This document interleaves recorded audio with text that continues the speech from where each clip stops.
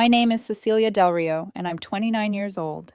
I have proof of ownership papers, a crisp mortgage folder, and a stupidly hopeful heart that believed giving my parents a spare key would never come back to bite me. I was supposed to land Friday night, slide into pajamas, and lose consciousness to a string of cheerful cooking shows. The client postponed. My flight touched down 3 days early, 2 p.m., and I didn't tell anyone. I wanted silence, pad thai, and the cheap thrill of being home before my calendar said I should be.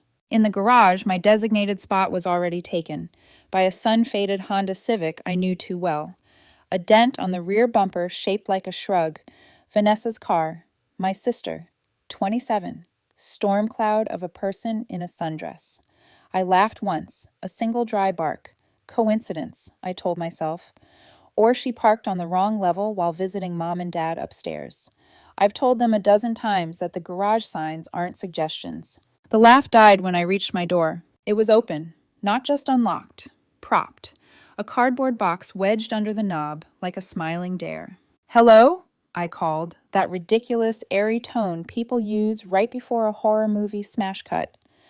I lifted my phone camera without thinking, a reflex.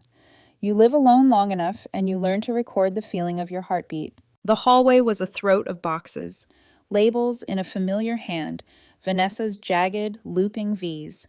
Shoes, makeup, desk. My desk? The stale scent of tape and fresh particle board drifted out like a confession. From the bedroom, hangers clacking, a pop song humming under someone's breath. In the living room, Linda, my mother, was kneeling at the TV console, unplugging my gaming setup and stacking my controllers like they were toddler toys. Stephen, my father, had a hex key clenched between his teeth as he assembled a white vanity desk. Mirror ring light humming, bulb by bulb. It took a second for my brain to sort shapes into meaning. The third second burned. "Hi," I said. Mom didn't flinch. "You're early," she chirped, the way cashiers chirp when they've already rung you up wrong. "Surprise, sweetheart. We're just getting things situated." "Situated," Dad echoed around the hex key. Vanessa stepped out of my bedroom, in a crop top and a smile that knew too much. She was holding a stack of my wire hangers like trophies. "Oh, good," she said. "You can help me move your winter coats to the hall closet. This room has better natural light." She gestured to the vanity's ring. "For my makeup." I stared at the bags on the floor, my clothes, the whole season, stuffed into black plastic like they were lawn waste. A drift of shirts had spilled, sleeves reaching for the bed frame as though they could crawl back into place on their own. "You use the spare key," I said, calm and quiet, because rage is a cold river if you let it. Mom blew a strand of hair. "For an emergency," she said, and my laugh came back, not dry this time, but sharp. "Vanessa needs stability. She's been couch hopping. You have 2 bedrooms, honey. You're hardly ever here." That second bedroom is my home office, the one with the $15,000 setup I use to work from home, the job that pays for this place, the place I bought, alone. Dad stood, vanity wobbling. "You've always been possessive, Cecilia." His look skimmed the room like an appraisal. "You have enough. Family helps family." Vanessa slid past me like a cat. "Anyway," she said, sing-song, "it's already my address now." She waggled her phone. "DMV done and done. I told my friends I'd host a housewarming Saturday." There it was, premeditation, laid out like a table setting. My jaw clicked. I stepped into my bedroom. It smelled like hairspray I didn't buy. My closet rod held a parade of sequins and floral prints that weren't mine. On the nightstand, a neat oval of dust marked absence where my grandfather's watch should have been. My heart stopped behaving. "Where's my watch?" I asked too evenly. Vanessa leaned in this doorway. "I was just packing your valuables to keep them safe," she said, which is almost the dictionary definition of not safe at all. "Relax, you're so dramatic." It was then I noticed one of her boxes was bulging with hardcover spines I recognized. My books. The corner of my Nintendo Switch peeked out. The neon Joy-Con a bright wound. I lifted my phone and began recording, the red dot a lifeline. "You have 15 minutes, I heard myself say, to get Vanessa's things out of my home. If you're not gone, I'm calling the police." Dad puffed up his chest, every inch the patriarch of a time that never existed. "You would not call the cops on your own family," he said. "Watch me," I said, and I meant it. Noah's voice flashed through my head. My boyfriend. who has a way of saying truths like pulling splinters. You can love people and still lock your doors, Cecilia. Boundaries aren't punishments, they're instructions. He'd told me to change the locks months ago. I'd kept the faith instead. Mom's eyes filmed over with that practiced sheen. Cecilia, baby, don't be cruel. Your sister is fragile. You're financially comfortable. You'll barely feel it. I did a slow scan of the vanity in my room, the ring light reflecting as a white halo in the black of my phone screen. Out, I said again. 15. Vanessa rolled her eyes and smiled like a child caught stealing frosting. I have a key, she sang. You can't kick me out. It's my legal residence now. And there it was, the insane logic, gift-wrapped. This wasn't a misunderstanding. It was a plan. Dad reached for the hex key again, a final, petty act of assembly, and something in me snapped. Not loud, but decisive, like a lock turning. I stepped back into the hall, dialed the non-emergency line, and spoke clearly. Name, address, the words trespass and unauthorized entry, and items missing. The dispatcher's voice was warm and ordinary, like I was ordering takeout. While we waited, the living room turned into a theater. Mom phoned relatives to build a jury before the judge existed. She's throwing her own sister onto the street, she whispered fiercely, as if the volume of pity could rewrite the deed. Dad phoned someone he called Rick, murmuring about tenant rights. Vanessa scrolled on my couch, thumbs flying, smirking between bursts of typing. I imagined the group chat. She'll get over it like always. I filmed quietly, catching their angles, the way you do when you decide the truth deserves a record. 30 minutes stretched. The light shifted across the boxes until the labels glowed like accusations. Shoes, makeup, desk. The longer I looked, the more I saw. A narrow manila envelope on the floor jutting from Vanessa's tote. DMV confirmation. Half slit open, dates visible. A week of planning. Maybe 2. Delete that, Vanessa said suddenly, noticing the phone. You can't record me without permission. In my home, I said, I can document what's happening. She snorted, Our home. I didn't answer. I looked at the door instead, at the sliver of hallway where the world was still behaving itself, and I listened. A long time ago, my grandfather taught me how to hear the difference between a train that's coming and a train that's passing. One is a gathering thunder, the other is a memory. When the elevator dinged at last, I knew which one it was. The corridor flashed red and blue in a smeared watercolor wash. 2 officers stepped into my doorway, one older, with a posture like a level line, the other younger, scanning, cataloging, learning. The older one's name tag read Rodriguez.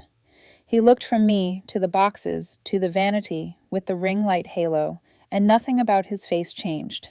It was almost a kindness.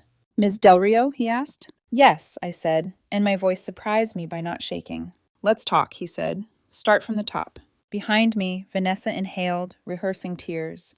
Mom's mouth rounded into a wounded O. Dad's jaw set to granite.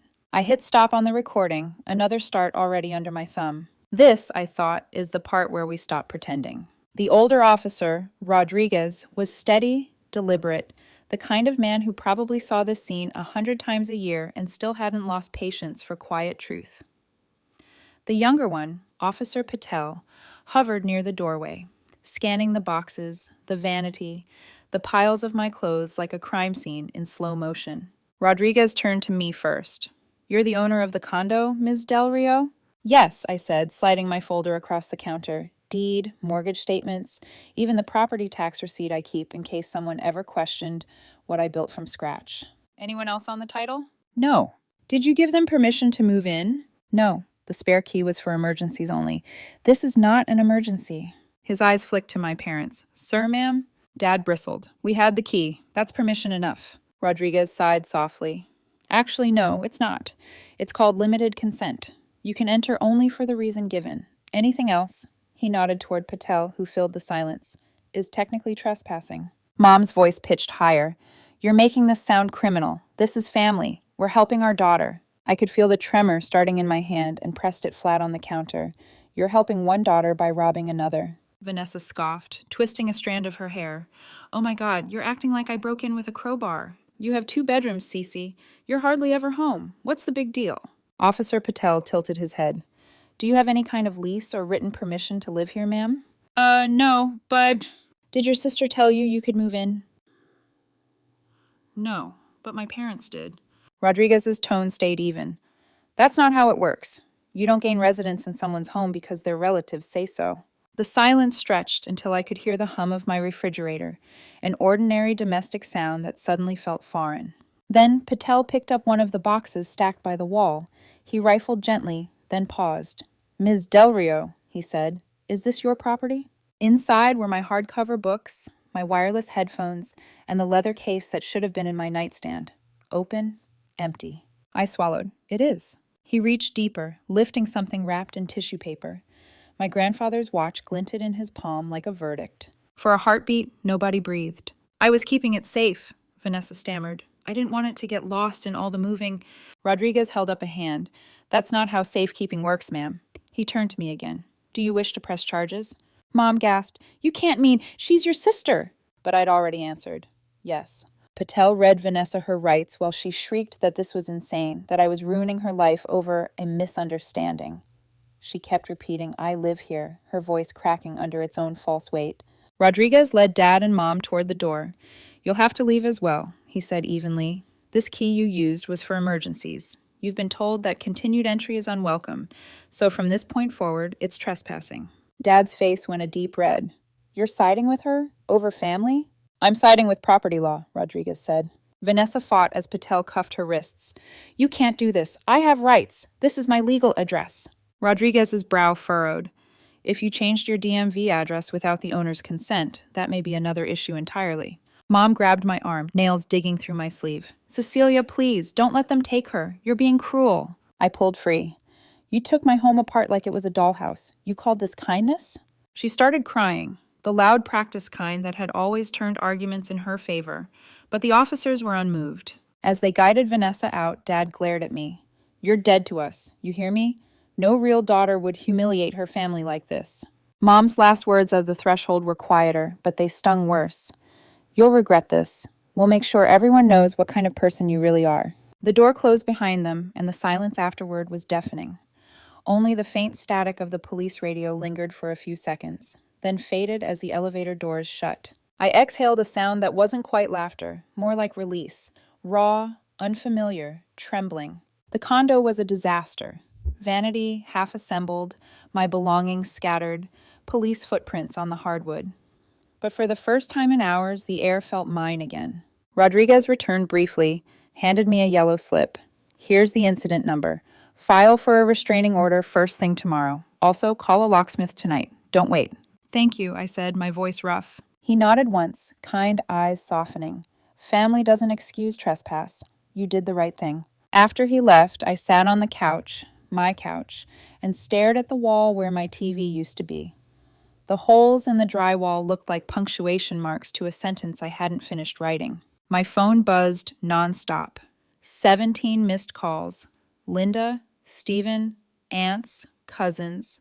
Notifications flashing like strobe lights. "You arrested your sister? What's wrong with you? Ungrateful brat. You'll die alone." I turned the phone face down. The city outside my window glittered indifferently. The last thing I did before bed was call a locksmith, book the morning slot, and order a 4-camera security system with overnight shipping. When I finally lay down, surrounded by boxes of other people's chaos, I noticed a thin envelope on the floor beside the couch, the one Patel must have knocked loose from Vanessa's tote. It read DMV confirmation notice. I didn't open it, not yet. I wanted sleep first, or at least something close to it. But I knew, even in the half-dark, that whatever was inside would be proof. This hadn't been a spur-of-the-moment invasion. It had been a plan. My phone buzzed one more time, a text from Noah. "Are you safe?" I stared at the screen, thumb hovering. Then I typed back, "Safe enough to start over." I hit send, turned off the lamp, and let the quiet stretch until I could almost pretend the world outside my walls didn't exist. The next morning, my condo looked like the aftermath of a storm that had learned how to gloat. Every wall carried fingerprints of what they'd tried to make mine into theirs. Half a vanity, smeared foundation stains, a perfume haze that clung to the curtains. The locksmith arrived at 9. I watched through the peephole until he left, then tried the new key 4 times in a row, just to be sure. Each metallic click was a small act of resurrection. By noon, I'd filed the restraining order. The clerk didn't blink when I explained it was my family. She just nodded, slid the papers forward, and said, "You'd be surprised how often that happens." 2 hours later, my phone rang from an unknown number. Against my better judgment, I answered. "Cecilia, it's your mother." Her voice was sharp, tired, practiced. "Do you realize what you've done? Vanessa's been arrested. Your father can't even show his face at work." "I didn't have her arrested," I said evenly. "She was arrested for what she did." "You could have stopped it," she snapped. "You should have protected your sister, not dragged police into a family misunderstanding." "Breaking into my home isn't a misunderstanding." She ignored that. "We're posting bail. You'll call the station and drop the charges. That's what a decent daughter would do." I hung up. I blocked the number. Then I sat on the kitchen floor for 10 whole minutes, staring at the tile grout until the dizziness passed. That night, Noah came by with takeout. He didn't say much, just unpacked the containers and set them out on the counter.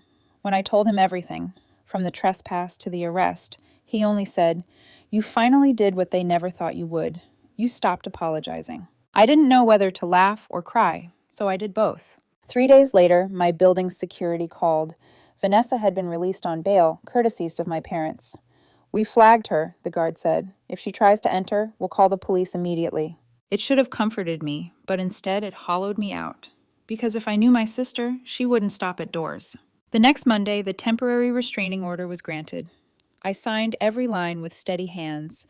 The judge didn't even hesitate, especially after seeing the video clips and the police report listing stolen property. When I mentioned the missing electronics, the judge raised an eyebrow. "Ms. Del Rio, make a list. You'll need it." By the time I got to work, my inbox was a wildfire of gossip. HR called me in gently. "Your parents showed up this morning," my manager said, eyes wide. "They refused to leave reception. We had to call security." I sank into the chair. "They came here?" "They did. Shouting about you being a sociopath who betrayed her sister." He hesitated. "I told them to leave or we'd have them escorted out." My cheeks burned with shame that didn't belong to me. "I'm sorry, Richard. I'll make sure it doesn't happen again." He shook his head. "You don't owe an apology for other people's chaos. Take a few days off if you need to." When I got home that evening, the voicemail light was blinking. 5 new messages. Family, friends, strangers who somehow thought lecturing me about forgiveness was a civic duty. But then one voice broke through the noise. "Hey, Cece, it's Uncle Charles. Don't delete this. I saw the police report." He paused, exhaled hard. "I believe you, and honestly, it's about time someone stopped enabling that girl. Your parents have been covering for Vanessa for years. You don't even know half of it." He was right. I didn't. He told me how they'd paid off a boutique owner when Vanessa was caught shoplifting, how they'd quietly handled a fender bender she caused while driving without insurance. "They think love means protection from consequences," he said. "You just introduced them to reality." By the time the call ended, my hands had stopped shaking. A week later, the first real update came through. The restraining order was official. Vanessa's charges, criminal trespass and attempted theft, were moving forward. But the bigger storm was forming somewhere else. Apparently, that DMV address change she bragged about triggered a review from the unemployment office. Since Vanessa was collecting benefits, the system flagged the address update as suspicious. Why would an unemployed claimant be living in a luxury condo? When investigators looked closer, they found she'd been doing cash work while collecting payments. Unemployment fraud. I almost laughed when I read the letter. My sister had trapped herself in her own paperwork. Mom called again, this time from a different number. Her tone was brittle. "Do you know what you've done? She's under investigation now because of you." "Because of me?" I asked quietly. "Or because she lied?" "You could have kept your mouth shut," she hissed. "You always think you're so righteous, Cecilia. Maybe this will humble you." I hung up again. The next call came from security. "Ms. Del Rio, I thought you should know. Vanessa attempted to enter the building this afternoon. We caught her on camera at the gate, claiming she lived here. When we confronted her, she said you were illegally evicting her. We called the police. She's been arrested again for violating the restraining order." I closed my eyes, let the words sink in like slow rain. Within an hour, my phone lit up with messages. My mother's text read, "You're destroying your own blood." Dad's followed, "You're jealous of your sister, that's all this is. We'll fix it without you." But there was nothing left to fix. I forwarded the video footage to my lawyer. She replied almost instantly, "This proves premeditation. It's no longer just a family dispute, Cecilia. It's a case." I stared out the window at the city lights. Down below, people hurried home to families who waited for them, not families who tried to steal from them. Noah texted me a photo of 2 cups of hot cocoa with the caption, "Boundaries are hard, but so is living without them." I smiled, just barely. For the first time, I realized how peaceful a locked door could sound. 3 weeks later, I sat in my lawyer's office. High windows, cold light, the smell of burnt coffee, and slid a stack of screenshots across her desk. "I think you're going to want to see these." She leaned in. "Where did you get them?" "My cousin Thomas," I said. Vanessa texted him, trying to borrow $5,000 for legal fees. He asked what was really going on. She slipped up and sent him screenshots of a group chat with my parents. He sent them to me. She scrolled, eyes narrowing. The messages read like a conspiracy script. "Linda, Cecilia leaves Tuesday morning. We'll have Vanessa moved in by Wednesday. Stephen, should we change the locks? Linda, no, illegal. But once V's living there, she'll have tenant rights. Vanessa, my pushover sister is about to learn you can't keep family out. My parents are giving me her condo." My lawyer exhaled.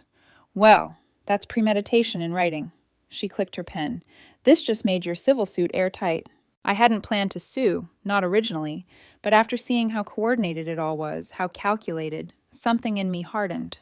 The same way concrete sets, slow, irreversible. A week later, the forensic accountant she hired called. "Ms. Del Rio, we trace sales from your stolen electronics." "Sales?" I repeated. "Yes, your sister sold them on Facebook Marketplace and OfferUp.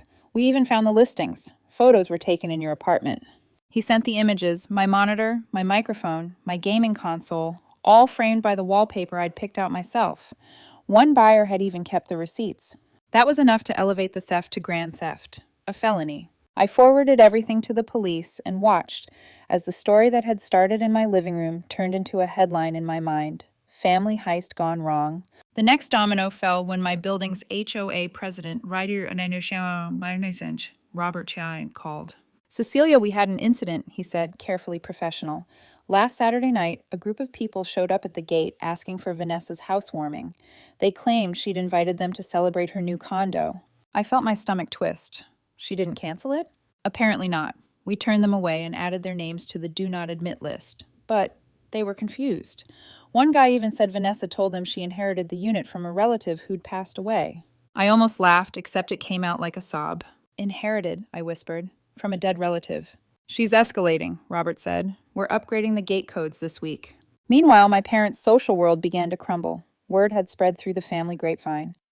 Aunt Patricia told me Linda showed up at her book club drunk, ranting about how I'd destroyed her family for attention.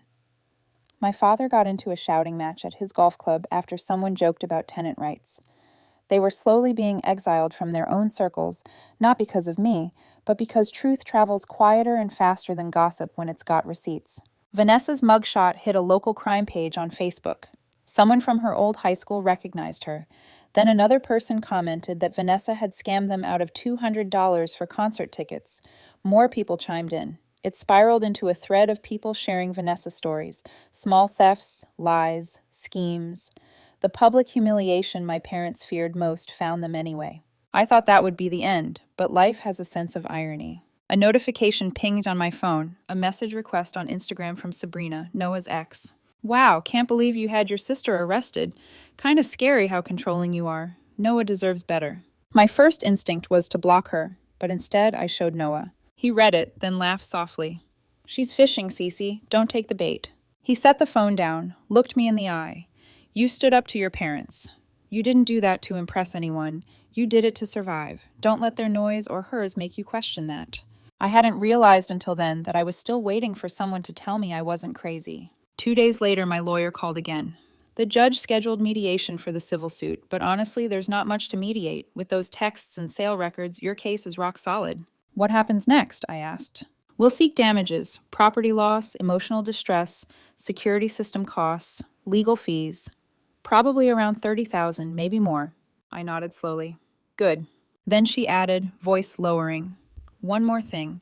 The insurance company your parents use, they're refusing coverage for intentional acts. They'll have to pay personally." I leaned back in the chair, feeling the strange weight of justice beginning to settle.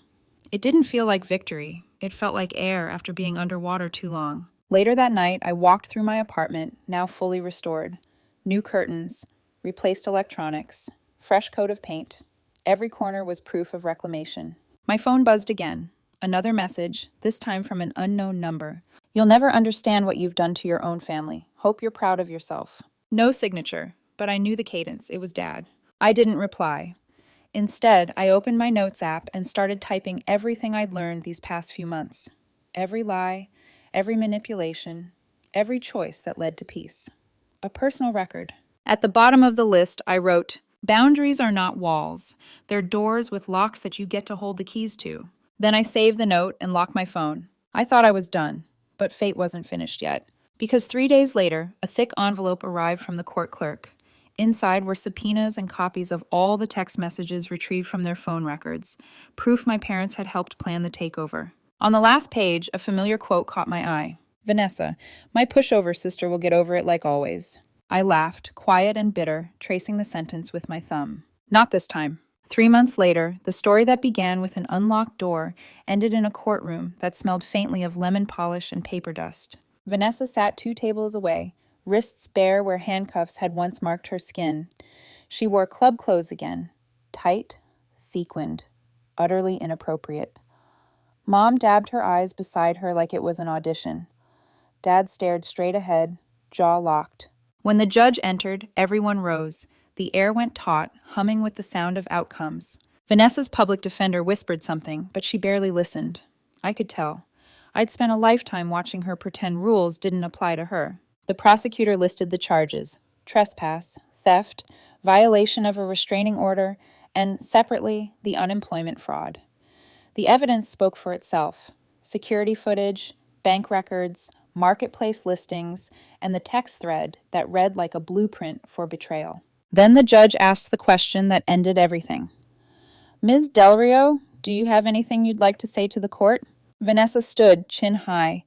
"My sister ruined my life. She had me arrested instead of helping me. She's heartless." The judge's eyebrow twitched. "You broke into her home, stole her belongings, and violated a court order. That is not heartless, Ms. Del Rio. That's criminal." The gavel cracked once, sharp as a gunshot. 18 months probation. 100 hours of community service. Restitution of $8,000. Her unemployment fraud case was separate.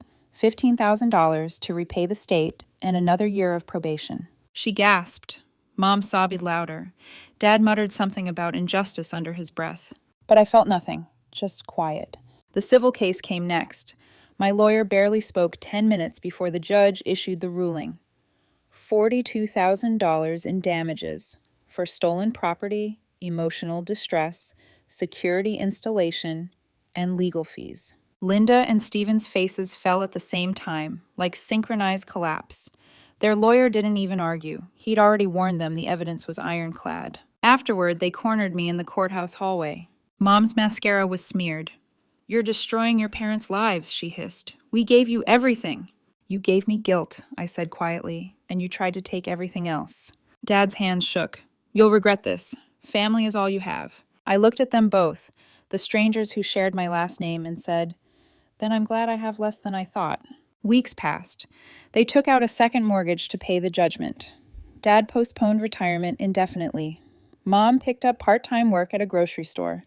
Uncle Charles told me they sleep in separate rooms now, each blaming the other for how it all imploded. Holidays came and went without a single text. Thanksgiving was peaceful for the first time in my adult life. I sat at Uncle Charles's table surrounded by cousins who hugged me instead of interrogating me. No guilt, no tension, just laughter and the smell of baked apples. It was strange how serenity could feel almost foreign. Career-wise, things shifted too. My boss, Richard, called me in one afternoon. "You've handled the most stressful personal situation I've ever seen with grace," he said. "I think you're ready for a senior role." I accepted the promotion, not because I needed validation, but because it felt like the universe handing me back something my family had tried to steal: control. In therapy, I unpacked everything: the manipulation, the guilt, the years of walking on eggshells to stay the good daughter.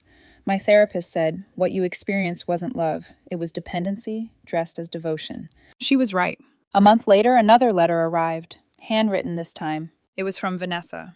"I'm asking the judge for leniency in my shoplifting case. You need to write a letter saying I've changed. Families should stick together." There was no apology, no recognition, just expectation, the same old melody. I stared at the letter for a long time before replying, not to her, but to the prosecutor. I detailed her pattern: the fraud, the violations, the utter lack of remorse. A week later, I learned my statement had helped the judge deny leniency. Vanessa got 60 days in jail. Mom tried to reach me after that. She sent messages through relatives, showed up once at my gym, even hired a private investigator to check on me. I filed to extend the restraining order. Approved. Each attempt at contact only confirmed what therapy had taught me. Some people confuse access with love. By spring, the noise faded. My condo was quiet again. New locks, new curtains, new peace. The hum of the security cameras was barely noticeable now, just a soft reminder that safety was something I built, not begged for. Noah was still by my side. He'd weathered every headline, every whisper, every flare of doubt. One evening, he handed me a small box. Inside was a silver key charm on a delicate chain. "Not for emergencies," he said softly. "Just for you." I laughed through tears. That's the best kind. We spent that night on the balcony, watching the city lights blink below. He asked, "If you could say one thing to them now, what would it be?" I thought about it, then answered, "Thank you." He frowned, confused. "Because they taught me what family isn't," I said. "And that's how I learned what it is." I still keep the old emergency key in a drawer, a reminder of where it all began. It's cold, scratched, and useless now, but symbolic in a way that feels final. The last page of my journal reads, "Family isn't about blood. It's about respect, trust, and the right to feel safe in your own home. You don't owe anyone access to your life just because they share your DNA. Real family celebrates your peace instead of trying to invade it." Now, when I press my palm to the biometric lock each night and hear the soft click of it sealing behind me, I smile. Only people I choose get access to my life now. And it's never been quieter, never been stronger, never been better.